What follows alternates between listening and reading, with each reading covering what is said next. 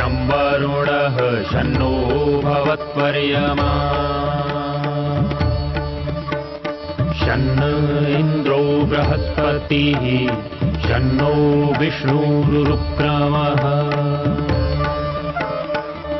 ॐ शान्ति शान्ति शान्तिः।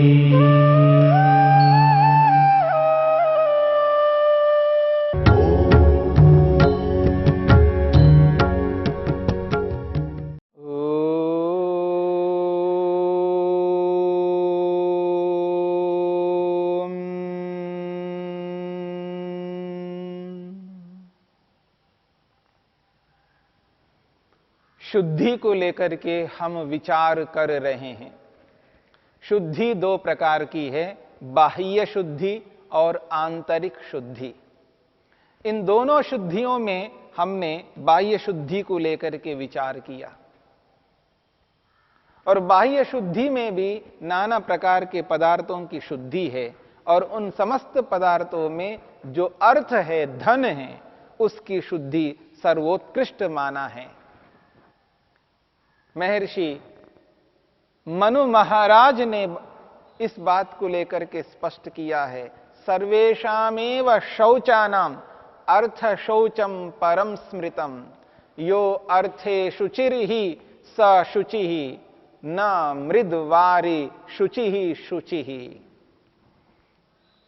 जितने भी पदार्थ हैं उन समस्त पदार्थों में यदि सर्वोत्कृष्ट शुद्ध पदार्थ यदि कोई है तो वो धन है। यदि किसी ने धन को शुद्ध कर दिया तो समझ लेना उसके सभी पदार्थ शुद्ध हो जाते हैं, और जिसने धन को शुद्ध नहीं किया है उसके सारे पदार्थ अशुद्ध माने जाते हैं।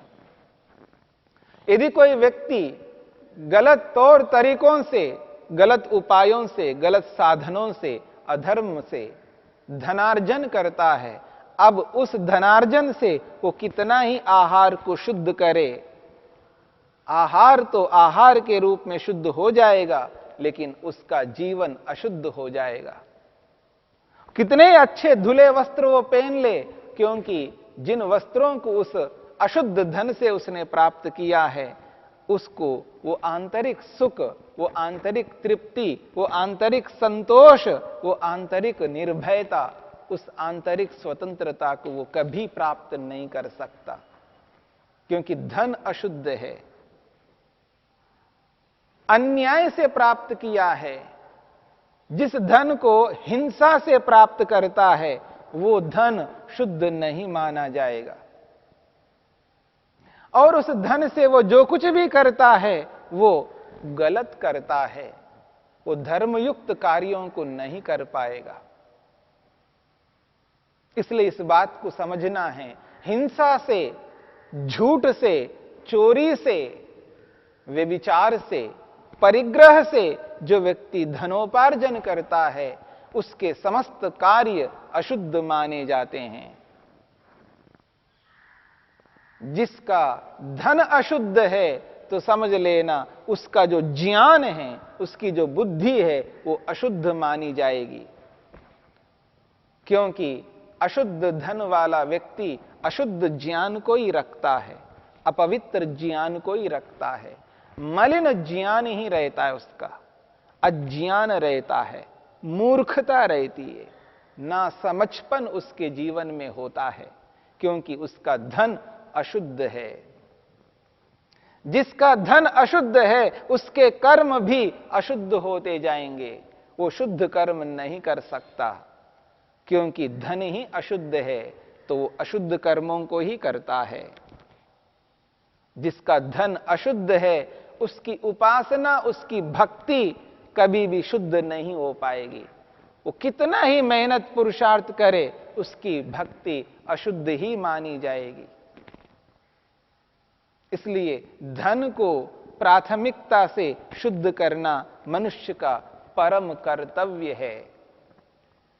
इसलिए मनु महाराज कहते हैं, यदि व्यक्ति ने धन को शुद्ध कर लिया, अर्थात अहिंसा से युक्त होकर के, सत्य से युक्त होकर के, अस्तेय से युक्त होकर के, ब्रह्मचर्य संयम से युक्त होकर के, अपरिग्रह से युक्त होकर के जब उस धन को प्राप्त करता है, उस धन का जो प्रयोग व्यक्ति करता है, वह प्रयोग उसको उत्कृष्ट ज्ञान को, विवेक को, वैराग्य को प्राप्त कराने का परम साधन बन जाता है।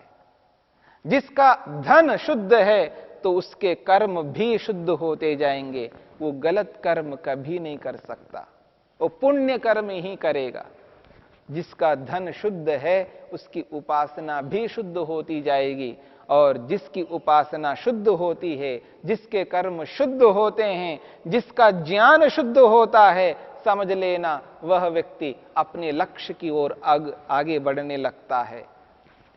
इसलिए धन को शुद्ध करना अत्यंत आवश्यक है।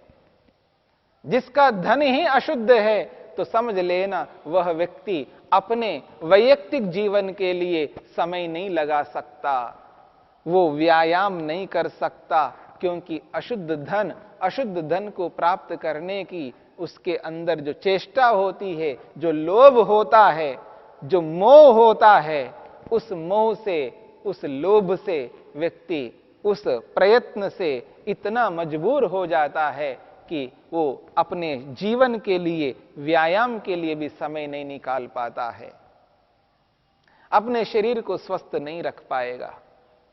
उसके पास समय नहीं है, परोपकार करने के लिए समय नहीं है, किसी के दुख दर्द को बांटने का समय नहीं है। वो व्यक्ति अशुद्ध व्यक्ति हो जाएगा। उसके धन ने उसके पूरे जीवन को अशुद्ध बना दिया, ऐसा माना जाएगा। ये धन तो ऐसा है जैसे हृदय है, हार्ट है, और जिसका धन अशुद्ध हो गया तो समझ लेना उसका हृदय ही अशुद्ध हो गया हो। जैसे हृदय अशुद्ध हो जाता है तो पूरा का पूरा शरीर ही अशुद्ध हो जाता है। ठीक इसी प्रकार से जिसके जीवन में धन रूपी हृदय अशुद्ध हो गया है तो उसका सारा का सारा जीवन ही अशुद्ध हो जाएगा। वो अपने लक्ष्य को कभी प्राप्त नहीं कर पाएगा। इसलिए लक्ष्य को पाना है तो अर्थ को प्रधानता से शुद्ध करते जाना है। जो व्यक्ति बाहर से इतना अशुद्ध रहता है, विशेषकर अर्थ से, धन से, वह व्यक्ति कभी भी अंदर से पवित्र नहीं हो सकता। क्योंकि जिस धन के लिए हिंसा करता हो, जिस धन के लिए झूठ बोलता हो, जिस धन के लिए चोरी करता हो, जिस धन के लिए व्यभिचार करता हो, जिस धन के लिए व्यक्ति परिग्रह करता हो, उसका मन कभी भी शुद्ध नहीं हो सकता, उसकी बुद्धि कभी भी शुद्ध नहीं हो सकती, उसका अंतःकरण अशुद्ध बना रहेगा। और जिसका अंतःकरण अशुद्ध है वो व्यक्ति कभी भी सुखी नहीं हो सकता, तृप्ति उसको नहीं मिल सकती, संतोष नहीं मिल सकता, डर से, भय से ग्रस्त रहेगा, निर्भीक निडर कभी नहीं हो सकता। और ऐसा व्यक्ति कभी भी अपने आप को स्वतंत्र अनुभव नहीं कर सकता। लोग धन से अपने आप को दिखाने का प्रयास करते हैं, लेखन से भी दिखाते हैं, प्रवचन से भी दिखाते हैं, विद्वत्ता से भी दिखाते हैं, रंग रूप से भी दिखाते हैं, मकान से, गाड़ी से, न जाने किस किस से व्यक्ति अपने आप को दिखाने का प्रयास करता है। लेकिन कोई व्यक्ति यह प्रयास नहीं करता है कि मैं अंदर से शुद्ध हूं, पवित्र हूं, हे परमपिता परमेश्वर, मैं आपके सामने खुली किताब के समान हूं, मेरे को आप देखो, मैं अंदर से बाहर से शुद्ध हूं, पवित्र हूं, जैसा भी हूं आपके समक्ष हूं, मैं अंदर से भी शुद्ध हूं, बाहर से भी शुद्ध हूं, और आप स्वयं शुद्ध हो, निर्मल हो, पवित्र हो। आप अपनी पवित्रता से मुझ आत्मा को आनंदित कर दो प्रभु, क्योंकि मैं अंदर से शुद्ध हूं। ऐसी स्थिति जिसके जीवन में होती है वही व्यक्ति ईश्वरीय आनंद को पा सकता है, वही व्यक्ति आत्मा को जान सकता है, वही व्यक्ति परमात्मा का दर्शन कर सकता है, जो व्यक्ति शुद्ध होता है। दिखावा तो बहुत कुछ कर सकता है व्यक्ति, क्योंकि बाहर से ही लोग देख पाते हैं, अंदर से नहीं देख पाते। महर्षि वेदव्यास कहते हैं आंतरिक शुद्धि को लेकर के, वो कहते हैं चित्तमलानाम आक्षालनम आभ्यंतरम। आंतरिक जो शुद्धि है, आंतरिक जो पवित्रता है, वो क्या है? चित्तमलानाम आक्षालनम, मन के मलों को धोना है। जैसे वस्त्र अशुद्ध हो जाते हैं तो पानी से उसको धो जाते हैं। कीचड़ में गिर गया हो व्यक्ति, कीचड़ लग गया हो, धूल मिट्टी से लथपथ वस्त्र हो गए हों, ऐसी स्थिति में व्यक्ति पानी में जब वस्त्रों को डाल करके निकालता है तो सारा का सारा मल निकल जाता है। ठीक इसी प्रकार से अपने मन को धोना है, उसको शुद्ध करना है। मन को शुद्ध किए बिना व्यक्ति अपने लक्ष्य को पूरा कभी नहीं कर सकता। दिखावा तो हम बाहर से दिखावा के रूप में कितना ही दिखा सकते हैं, रंग रूप से दिखा सकते हैं, शरीर को बाहर से चमका करके दिखा सकते हैं, बोल करके दिखा सकते हैं, लिख करके दिखा सकते हैं, अपनी विद्वत्ता से दिखा सकते हैं, अपने बल से दिखा सकते हैं, अपनी पद प्रतिष्ठा से दिखा सकते हैं, लेकिन अंदर से दुनिया को नहीं दिखा सकते। अंदर की किताब को हम ऐसे बंद करके रखते हैं, उसको कभी ओपन खोल करके नहीं दिखा सकते। जैसे हम बाहर से जो प्रदर्शन करते हैं, अंदर से कभी प्रदर्शन नहीं कर सकते। अंदर तो न जाने कितना मल भरा हुआ है, काम, क्रोध, लोभ, मोह, ईर्ष्या, अहंकार ऐसे भरे हुए हैं जिनको हम किसी को भी नहीं दिखा सकते। निकट से निकट मां को, पिता को, पति को, पत्नी को, भाई को, बहन को, अपने निकट के निकट लोगों को हम नहीं दिखा सकते अंदर क्या है।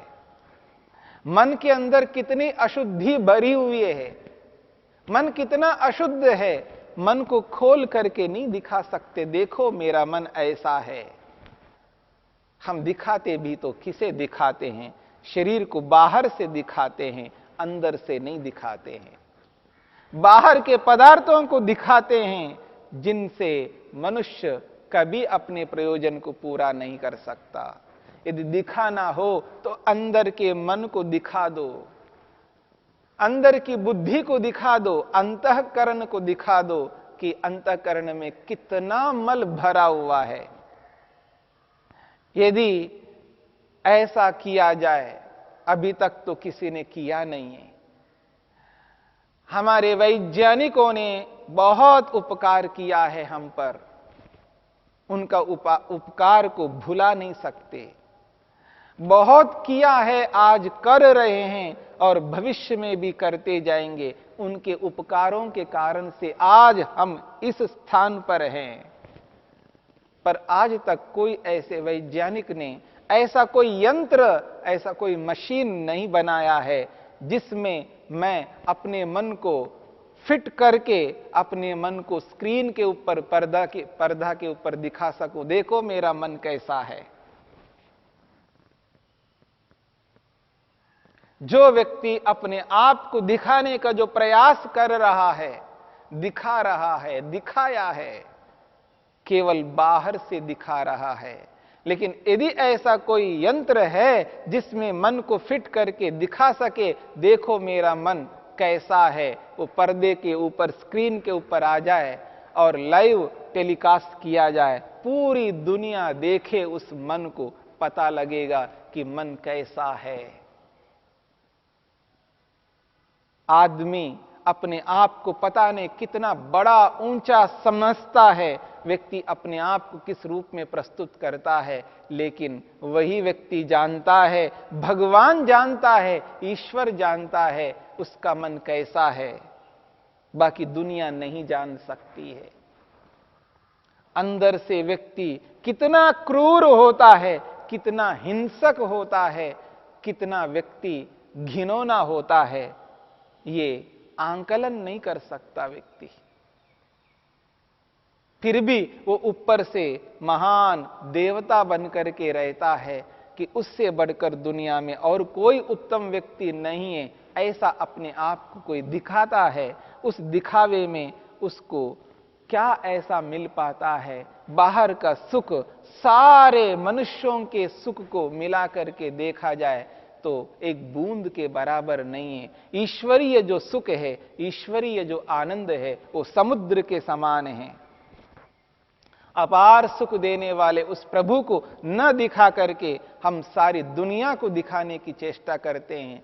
सारी दुनिया को हम क्या दिखा पाएंगे और उनसे हमें क्या सुख मिलेगा? समुद्र के सामने एक बूंद के समान। इतने लोगों को दिखा दिखा करके हम एक बूंद का सुख प्राप्त कर रहे हैं और एक परमात्मा को दिखा लेने से समुद्र के समान सुख प्राप्त हो सकता है। ऐसी मुक्ति को, ऐसे मोक्ष को, ऐसे अपवर्ग को हम नजरअंदाज करते हुए हम किन लोगों के पीछे पड़ करके क्या दिखाने की चेष्टा कर रहे हैं? इसलिए महर्षि वेदव्यास कहते हैं शुद्धि दो प्रकार की है। बाहर की शुद्धि के साथ साथ अंदर की शुद्धि, आंतरिक शुद्धि हमें करनी है। काम, क्रोध, लोभ, मोह, ईर्ष्या, अहंकार, इन शत्रुओं को हटाना है। ये मल है। चित्तमलानाम आक्षालनम कहा है। मन के इन मलों को धोना है, विवेक से, वैराग्य से धोना है, अहिंसा से, सत्य से, अस्तेय से, ब्रह्मचर्य से, अपरिग्रह से इस मल को समाप्त करना है। चित्त के इन मलों को हम यम के माध्यम से ही धो सकते हैं। इसलिए इस बात को समझ करके चलना है। निरंतर अभ्यास करना है अहिंसा का, सत्य का, अस्तेय का, ब्रह्मचर्य का, अपरिग्रह का। जब हम यम का पालन करते हैं तो हम बाहर से और अंदर से दोनों स्थितियों से शुद्ध पवित्र हो जाएंगे। और जब यम का पालन होगा तो हमारा जो अर्थ है, धन है, वो भी शुद्ध हो जाएगा। और जिसका अर्थ शुद्ध हो गया हो उसका जो ज्ञान है वो शुद्ध माना जाएगा। जिसका अर्थ शुद्ध है, धन शुद्ध है, उसके कर्म भी शुद्ध होंगे। और जिसका धन शुद्ध है उसकी उपासना, उसकी भक्ति भी शुद्ध हो जाएगी। और जिसका ज्ञान, जिसका कर्म, जिसकी उपासना यदि शुद्ध है तो समझ लेना वो निश्चित रूप से ईश्वर को अपनाने में और ईश्वर को प्राप्त करने में, ईश्वर के दर्शन में वो सक्षम हो जाएगा और आत्मा परमात्मा का दर्शन करके अपने लक्ष्य को पूर्ण कर सकेगा। इसलिए चित्तमलानाम आक्षालनम, चित्त के यानी मन के मलों को धोना ये आंतरिक शुद्धि है। जहां हमें बाह्य शुद्धि करनी है वहां आंतरिक शुद्धि भी करनी है। इस प्रकार से दोनों शुद्धियों के माध्यम से अपने शौच रूपी नियम के इस विभाग को पवित्र करते हुए, निर्मल करते हुए हम अपने लक्ष्य की ओर आगे बढ़ सकेंगे।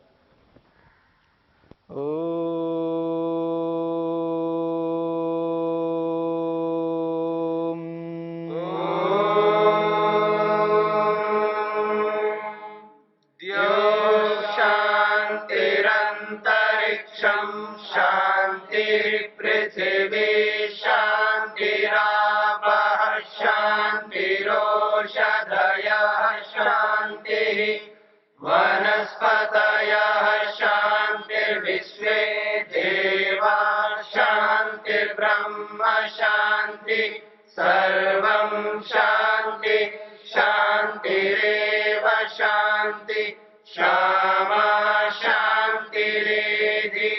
ओम